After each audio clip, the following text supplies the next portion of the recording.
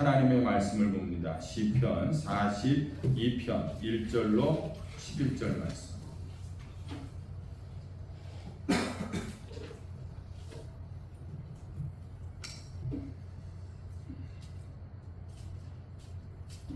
시편 42편 우리 교독하시겠습니다.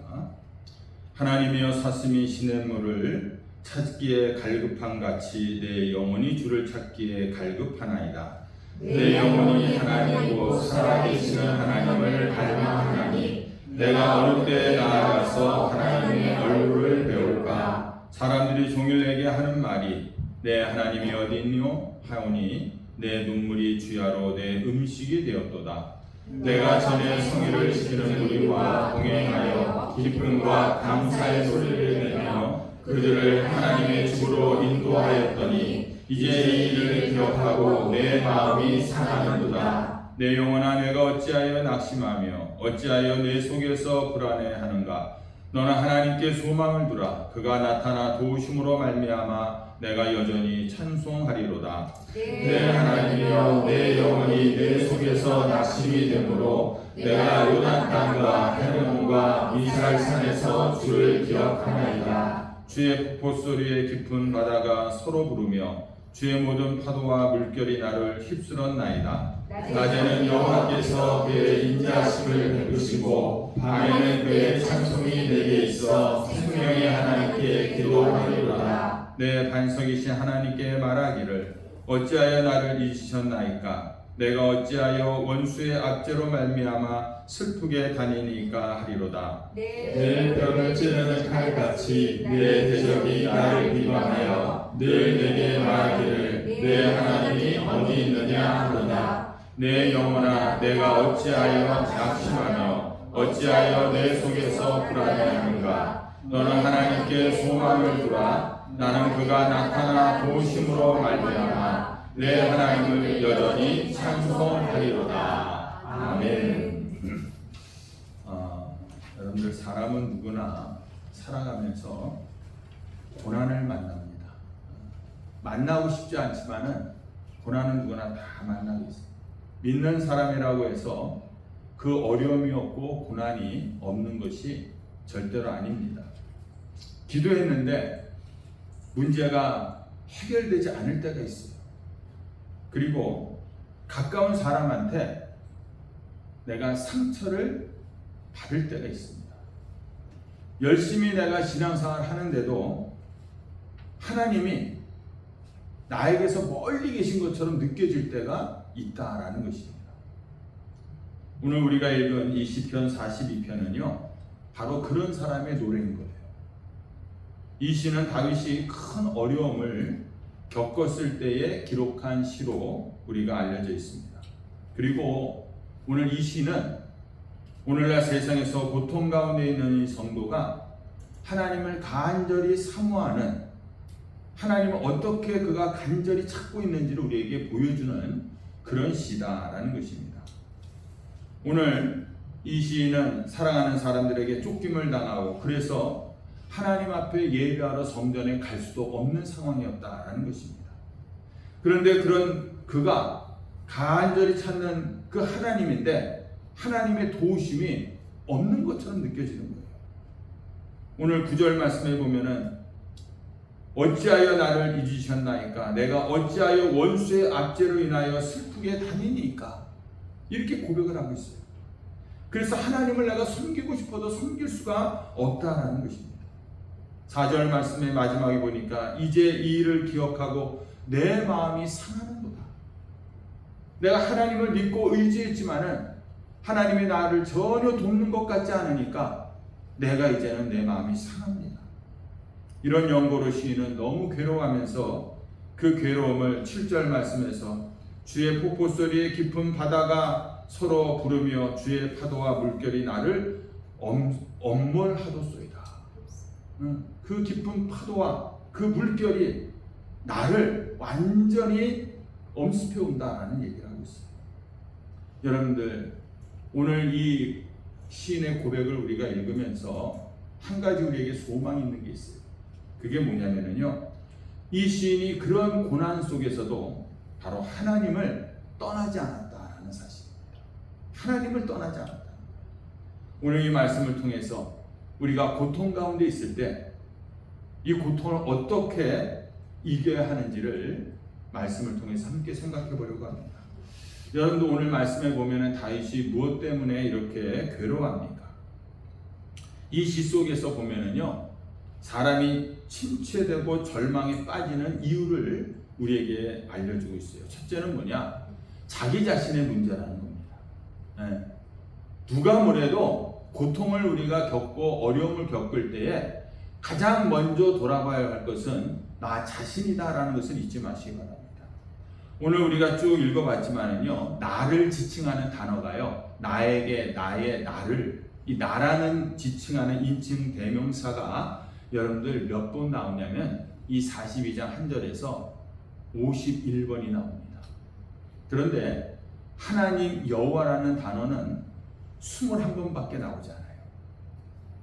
내가 이렇게 하나님 앞에 지금 기도하고 있는데도 불구하고 하나님의 이름을 부르기보다는 나를 지칭하는, 나를 이야기하는 그 인칭 대명사가 2배나 넘게 나오고 있다라는 얘기는 무슨 의미냐? 지금 이 시인은 강한 자아 의식을 가지고 있다는 것입니다. 자기 자신만을 지금 바라보고 있다는 것이에요. 그래서 이 시인은 몹시 지금 자기 중심적이 되었고 자기 지향적인 삶의 태도를 지금 보여주고 있다는 것입니다. 우리들도 여러분들 이런 모습들이 우리에게 있다는 것이에요. 어려움을 당하고 고통을 당하면은 먼저 자꾸만 내 중심적으로 모든 것들을 바라보게 된다는 것입니다. 물론 그가 1절에서 애타는 마음으로 하나님을 찾고 있고 그것이 하나님을 향하여 소망을 두고 있는 것은 맞지만은요, 이 1절 중반에 와서는 그런 용기가, 그런 소망이 차차 사라지면서 자기 자신만 바라보는 그런 모습으로 표현되고 있다는 것입니다. 결국은 뭡니까? 잘하다가도 우리가 어느 순간 침체에 빠지는 것은 뭐냐? 이게 우리의 모습이고 우리의 연약성이라는 거예요. 내가 아무리 믿음이 좋은 것 같았고 내가 흔들리지 않는 하나님을 향한 신뢰를 가지고 있었던 것 같아도 고난이 찾아오게 되니까요, 어떻게 되냐면은 우리가 거기에 침체에 빠져버리고 마는 것이에요. 왜? 우리 연약한 자들이기 때문에 그렇다는 것입니다.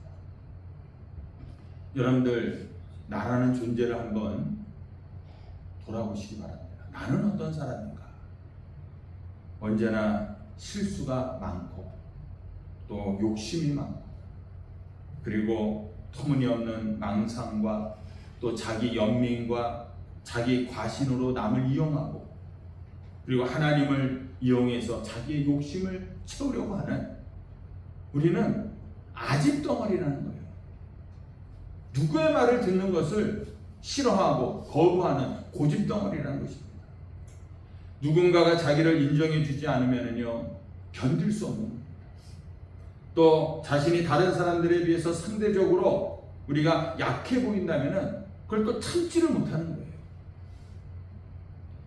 자아의식이 강한 사람일수록 어떤 객관적인 진리나 사실보다는 자기 감정이나 자기의 주장으로 모든 사물의 가치를 판단하고 선악을 판단한다는 겁니다.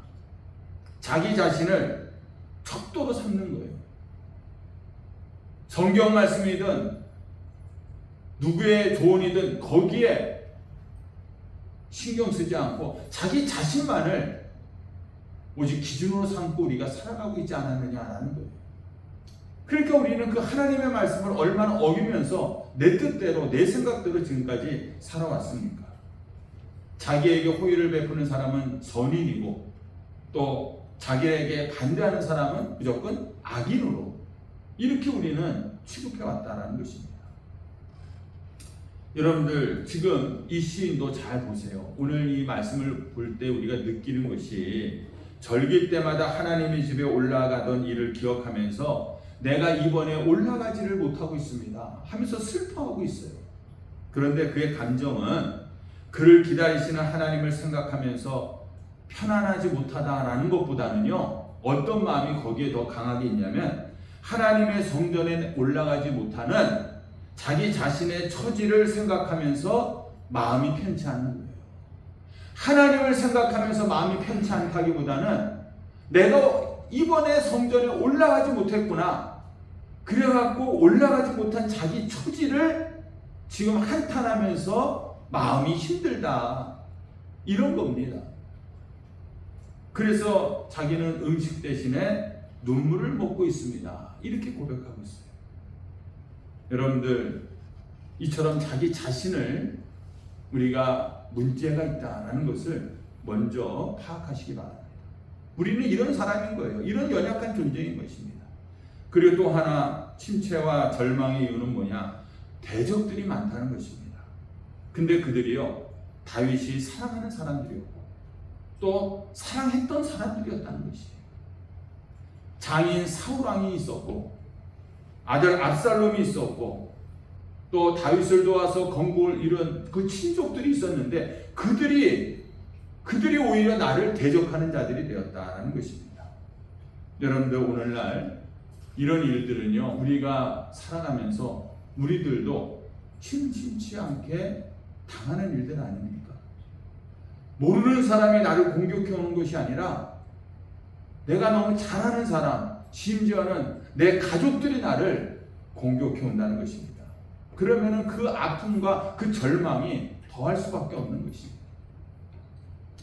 그러나 시인은 그의 이런 고통의 문제를 해결합니다. 우리에게 그것이 필요하다. 그 해결 방법이 뭐냐? 첫 번째는 사모하는 마음이었다는 것이에요. 여러분들 1절 말씀 우리가 잘 아는 말씀 아닙니까? 이게 현대어 성경에 보면은요, 이렇게 나와 있습니다. 암사슴이 시원한 시냇물을 애달아 찾듯 하나님 이 몸 주님 그리워하기를 그리워합니다. 그렇게 애달아 주님을 찾습니다. 시인은 목이 말라서 애끓게 시냇물을 찾고 있는 한 마리의 이 사슴에다가 자기를 비유하고 있어요. 그 사슴은 물을 먹지 못해서 혀가 입천장에 바짝 달라붙는 그러한 갈급한 사슴이었다는 것입니다. 물을 먹지 못하면 금방 죽을 것 같은 극도의 고통을 지금 표현하고 있다는 사실이에요. 그 고통은 단순한 그런 고통이 아니라는 것입니다. 괴로움과 참담함이 엄습해오는 정말 죽음의 공포가 지금 나를 내 삶 앞에서 아른거리는 그런 고통이다라는 것이에요. 그래서 이 죽음의 끝자락에서 나는 살기 위해서 사역을 다하는 그런 모습인 겁니다. 여러분들이 지금 오늘날 이 세상을 살아가면서 이 세상에서 어떻게든지 살아남기 위해서 사역을 다하고 있지 않습니까? 목마른 사슴이 시냇물을 찾는 것처럼 여러분들이 내가 이 세상에서 어떻게 살아남을 수 있을지 그런 애끓는 마음으로 지금 여러분들이 살아가고 있지 않느냐라는 거예요. 남들이 볼 때는 어떻게 느낄지 모르지만은 자기 나름대로는 이 세상에서 살아남기 위해서 그런 이 사슴과 같은 그런 강구와 갈급함이 우리에게 오늘 있다라는 것입니다.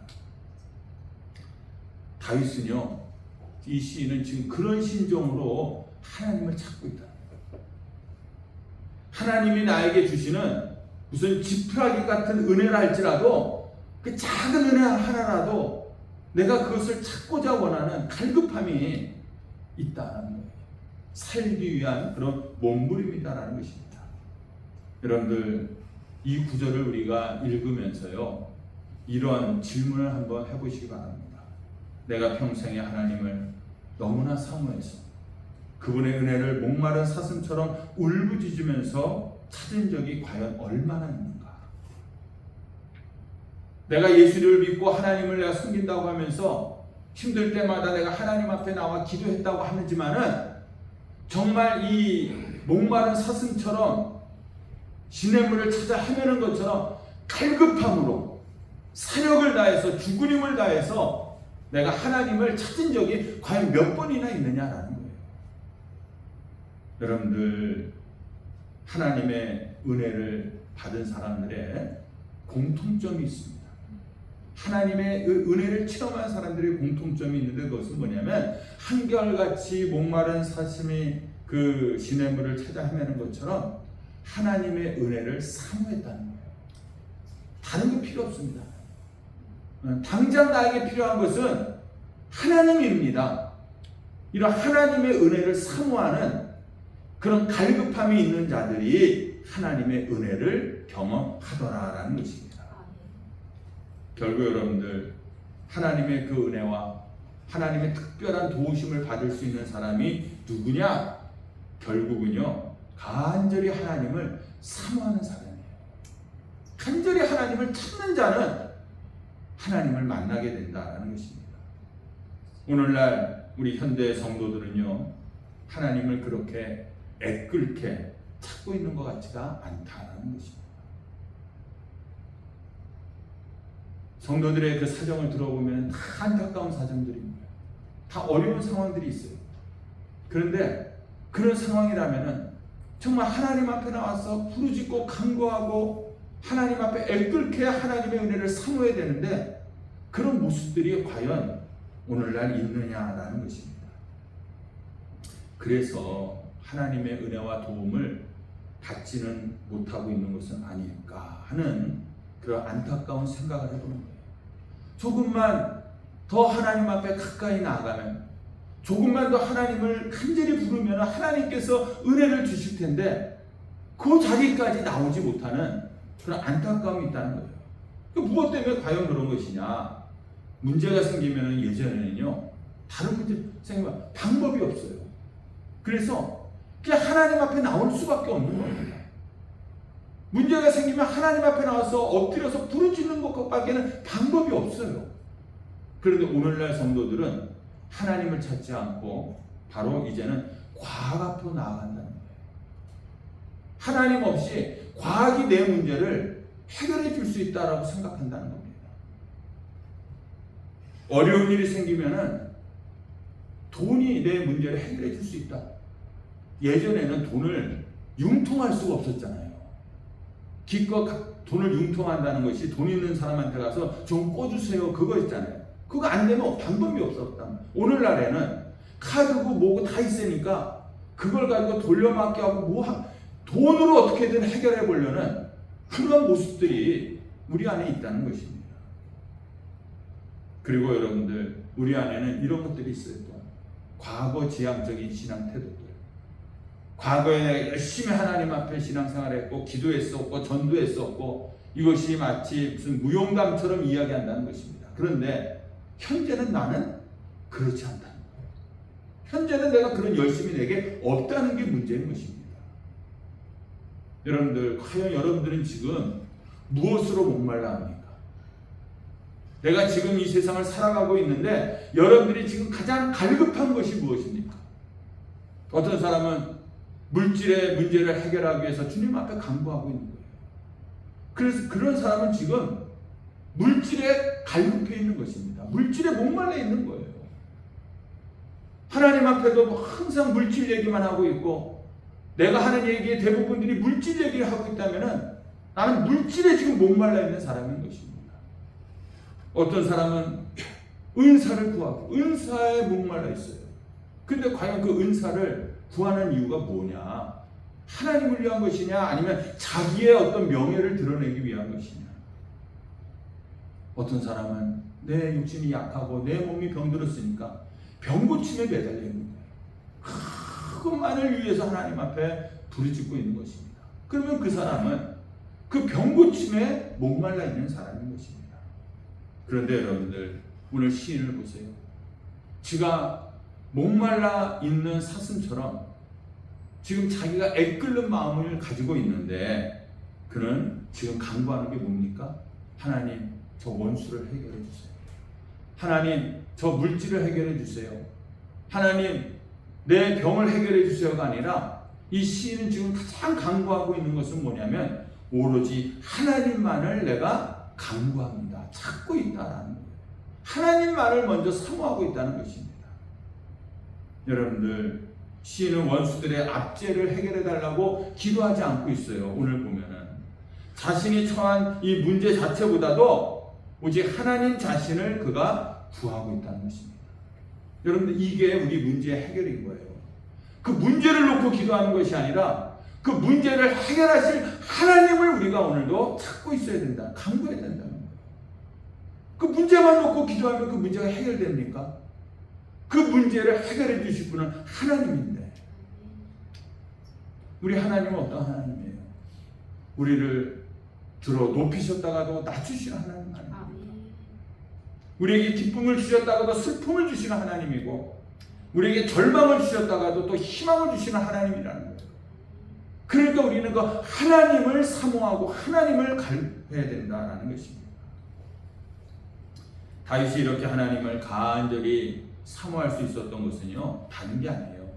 그가 하나님께서 베푸신 은혜를 기억하였기 때문에 가능한 겁니다. 여러분들, 이 고통 속에 있을 때 전에 하나님이 나에게 베푸신 은혜를 기억하시기 바랍니다. 42장 6절에 보니까 내 하나님이여 내 영혼이 내 속에서 낭망이 되므로 내가 요단 땅과 헤르몬과 미살산에서 주를 기억하나이다. 주를 기억하나이다. 다윗은 이곳에서 극도의 절망을 경험합니다. 그런데 절망이 있는 곳에서 하나님을 찾는 사람이 진실로 은혜를 받게 될 줄로 믿습니다. 좋을 때, 편안할 때 하나님을 기억하는 사람은요, 누구나 다 하나님을 기억합니다. 근데 정말 하나님의 은혜를 받는 사람은 누구냐? 내가 고통 속에 있을 때, 절망 속에 있을 때 하나님이 나에게 베푸셨던 그 은혜를, 그 하나님을 기억하는 사람, 그 하나님이 그 사람을 만나 주실 줄로 믿습니다. 여러분들, 우리에게 가장 심각하고 절망적인 것은요, 이 절망적인 좌절이나 상황이 아닙니다. 우리에게 가장 절망적이고 심각한 상황은 이런 힘든 상황 속에서 내가 기도하지 못한다는 거예요. 정말 기도할 때가 바로 지금인데, 이 고통의 때인데 이때 기도하지 못하고 있다는 것이 가장 우리에게 큰 절망인 것입니다. 그러나 우리 믿는 사람들에게는 뭡니까? 어떤 상황 속에서도 기도할 수 있지 않습니까? 어떠한 고난 속에서도 우리는 기도할 수 있잖아요. 그래서 우리에게는 가장 심각한 상황이 있을 수 없는 거예요. 기도할 수 있기 때문에.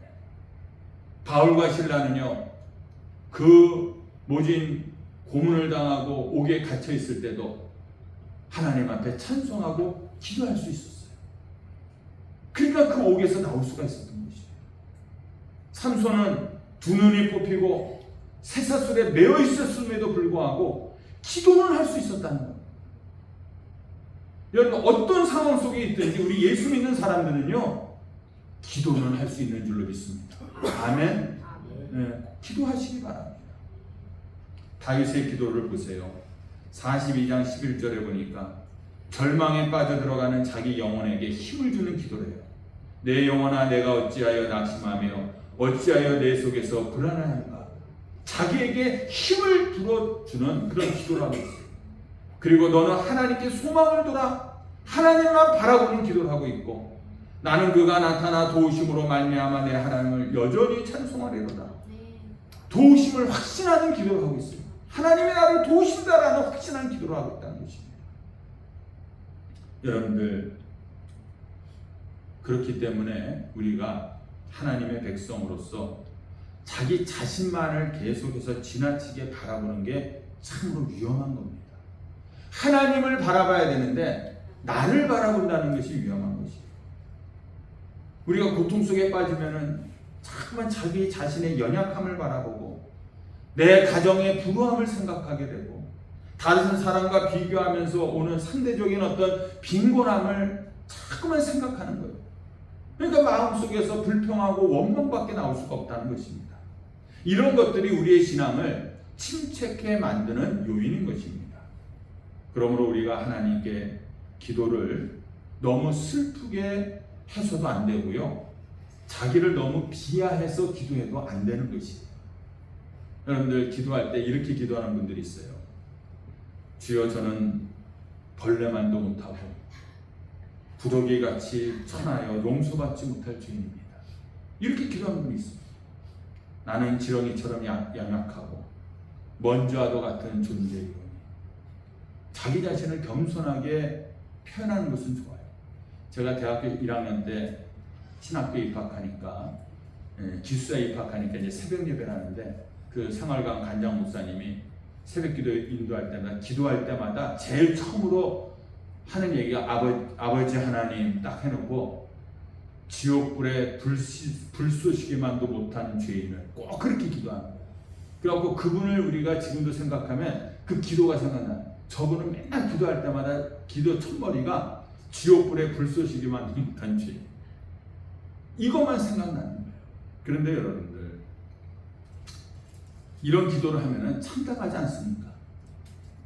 지렁이나 구더기 같은 존재, 벌레 같은 존재.